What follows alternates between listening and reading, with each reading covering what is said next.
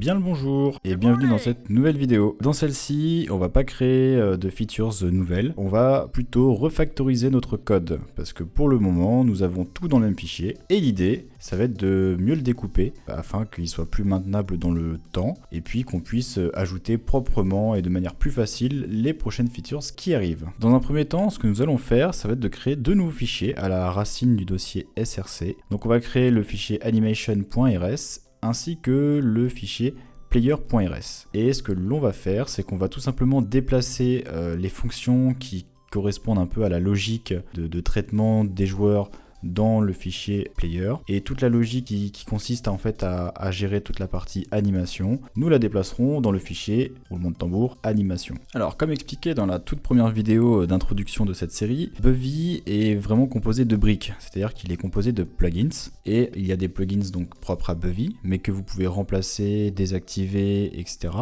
Et vous pouvez aussi créer vos propres plugins. Et nous, c'est ce qu'on va faire dans notre cas. C'est-à-dire que le player.rs va contenir le player plugin et le animation.rs va contenir le animation plugin. Pour créer un plugin, c'est pas très compliqué. On va tout simplement définir une struct qui s'appellera player plugins là dans notre cas. Puis, on va implémenter le trait plugin sur cette struct. Et donc, on va avoir besoin d'une fonction build qui nous permettra d'avoir accès à app. Et qui dit accès à app dit accès au scheduler, plein d'autres choses. Et c'est grâce à ça, du coup, qu'on va pouvoir scoper tout un tas de choses, typiquement les composants, les systèmes, etc. etc. Donc maintenant qu'on a créé notre plugin, on n'a plus qu'à tout déplacer et faire la même chose pour animation. Donc je vous laisse avec ce petit timelapse.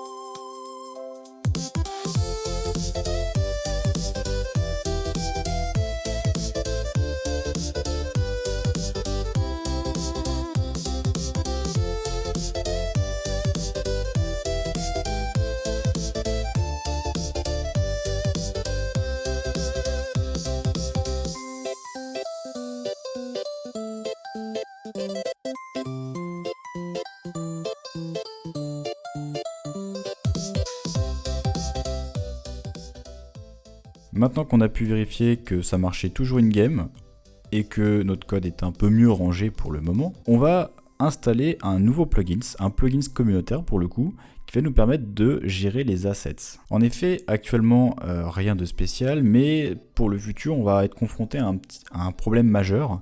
C'est-à-dire que les trois lignes que vous voyez à l'écran, letTextureAssetServer.load, notre fichier player.png, le layout et le texture atlas layout, on va avoir besoin de le répéter très souvent pour charger les prochains tilesets pour la map par exemple, pour les props, pour l'UI, etc.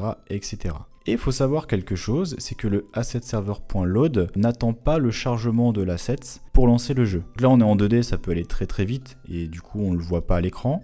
Mais sur des jeux un peu plus gros, avec des modèles 3D ou des choses comme ça, on peut se retrouver avec un écran complètement gris en attendant que les assets arrivent. Donc concrètement, il faut qu'on découpe notre projet avec des états, c'est-à-dire un état chargement qui va s'occuper de charger tous les assets à un moment T, et ensuite un état playing où on est dans le jeu et toutes les assets ont été préchargés et donc tout va bien. D'un point de vue technique, globalement, il va falloir qu'on traque le chargement d'un asset pour savoir si oui ou non il a été chargé. Et si oui ou non on peut lancer la partie jeu. Ce truc là concrètement est un petit peu compliqué à faire dans Buvy, en tout cas avec les connaissances qu'on a actuellement à la main.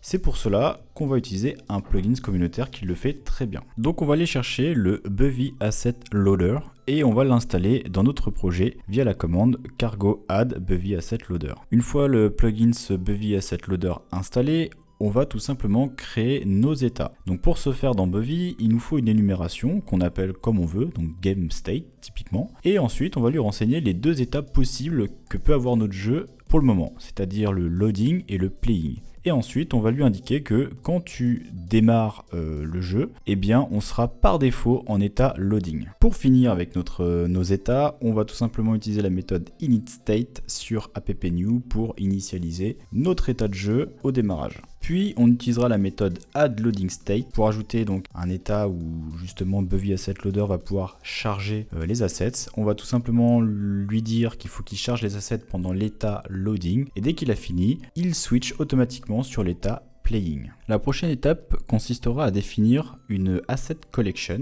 qu'on appellera GameAssets, qui sera une structure avec l'ensemble des assets à charger pour notre jeu. Donc c'est quelque chose qui est défini par BuvyAssetLoader, donc on peut tout simplement se référer à la documentation pour savoir exactement comment écrire tout ça. Donc nous, pour l'instant, nous avons qu'un seul asset, c'est le player, qui sera donc un handler. Donc on utilisant handle texture atlas layout et ensuite on va tout simplement pouvoir remettre les informations du atlas layout qu'on avait saisi directement dans notre code juste au-dessus de la propriété player qu'il y a dans la struct GameAssets. Une fois cela fait, on va avoir un tout petit problème, c'est qu'il faut activer la features 2D sur le BuvyAssetLoader pour pouvoir utiliser les textures atlas. Donc on va tout simplement la rajouter dans le cargo toml. Non, je refais pas la blague. Donc concrètement derrière, qu'est-ce qui se passe? BuvyAssetLoader pendant le state loading va traquer le chargement des assets. Une fois que les assets seront chargés, il va les stocker dans des ressources au niveau de notre jeu. Donc les ressources, c'est globalement des variables globales accessibles partout dans tous les systèmes au travers de notre jeu. Donc on va pouvoir tout simplement retourner dans les fonctions où on appelait le asset server load et remplacer justement les textures atlas etc. par la bonne ressource afin donc de charger l'image comme avant mais via BuvyAssetLoader. Une fois le changement fait, il va falloir qu'on fasse quelques modifications au niveau de nos schedulers afin de pouvoir un peu plus piloter la gestion des systèmes. Typiquement, pour spawner un joueur, il va falloir qu'on soit dans le GameState Playing afin de s'assurer que le sprite du player a bien été chargé pour qu'on puisse ensuite l'utiliser. Et donc pour cela, on va pouvoir utiliser des nouvelles méthodes dans notre scheduler. On va pouvoir utiliser le onEnter GameState Playing qui va permettre de dire dès qu'on rentre dans cet état là on peut spawn nos joueurs. Et pareil pour la partie update qui s'écrit pas tout à fait pareil d'ailleurs, on va pouvoir faire un run if inState GameState Playing, ce qui veut dire qu'en gros on va lancer ces systèmes là à partir du moment où on sera dans le state playing et pas avant et pas après potentiellement si on a d'autres états. Voilà, et bien vous pouvez constater que ça marche toujours très bien en jeu, voilà, donc on est content.